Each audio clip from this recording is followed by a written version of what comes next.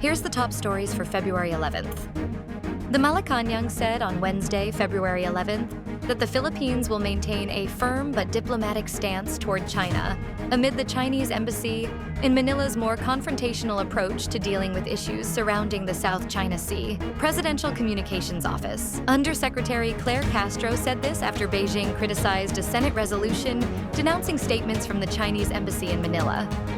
In a press briefing, Castro said, President Marcos respects freedom of expression and underscored that both sides may air their views on the issue.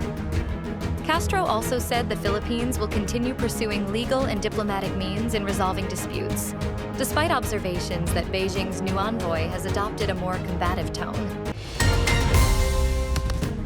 Filipinos' satisfaction with Vice President Sara Duterte rose by 6 points in the fourth quarter of 2025, according to a social weather station survey conducted from November 24th to 30.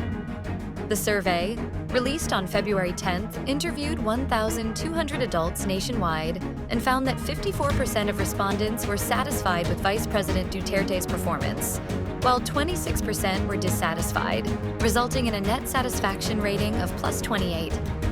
The SWS said, Vice President Duterte's net satisfaction was highest in Mindanao at excellent with +70, followed by the Visayas at good with +41, balanced Luzon at neutral with +9, and Metro Manila at neutral net 0. The Department of Foreign Affairs, or DFA, has advised Filipinos against joining foreign armed forces amid reports that a Filipino national fighting for Russia against Ukraine died in the war. According to the DFA, participation in foreign armed conflicts exposes Filipinos to grave danger and serious legal consequences. In late January, Ukraine's military intelligence reported that a Filipino national, identified as John Patrick, was killed fighting with Russian forces in the Donetsk region. The DFA warned that recruitment into foreign armed forces, whether directly or indirectly, may violate Philippine laws and lead to loss of citizenship.